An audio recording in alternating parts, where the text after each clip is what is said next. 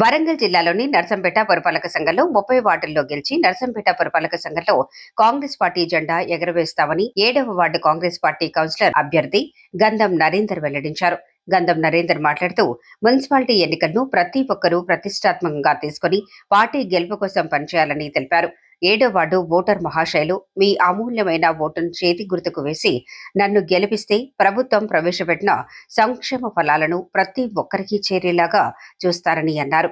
MLA దొంతి మాధవరెడ్డి సహకారంతో 7వ వార్డును ఆదర్శ వార్డుగా తీర్చిదిద్దుతూ ప్రజలకు ఏ సమస్య వచ్చినా నా సమస్యగా భావిస్తూ ప్రతి సమస్యను తేలుస్తారని అన్నారు. 7వ వార్డు బీఆర్ఎస్ ప్రభుత్వం అధికారంలో ఉన్నప్పుడు అభివృద్ధికి నోచుకోలేదని అన్నారు. పేద ప్రజల పార్టీ కాంగ్రెస్ ప్రభుత్వం అధికారంలో ఉన్నందున కాంగ్రెస్ పార్టీ అభ్యర్థులను గెలిపించుకుని వార్డులను అభివృద్ధి చేసుకుందామని అన్నారు.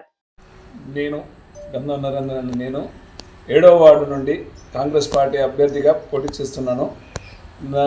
7వ వార్డు ప్రజలకు ఫస్ట్ ఆఫ్ ఆల్ దొంతి మాధవరెడ్డి గారి ఆశీస్సులతో దొంతి మాధవరెడ్డి గారు నా మీద నమ్మకంతో బీఫామ్ ఇచ్చి కాంగ్రెస్ పార్టీ టికెట్ ఇవ్వడం జరిగింది.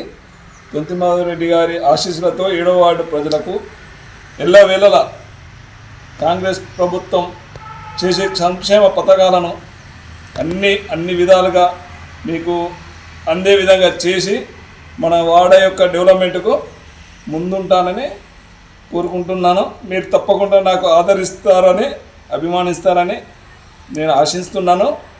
అందరికీ 7వ వార్డు ప్రజలందరికీ నమస్కారం. చేతిపై గుర్తు మీద మీ అమూల్యమైన ఓటు వేసి నన్ను అత్యధిక మేరతో గెలిపారు.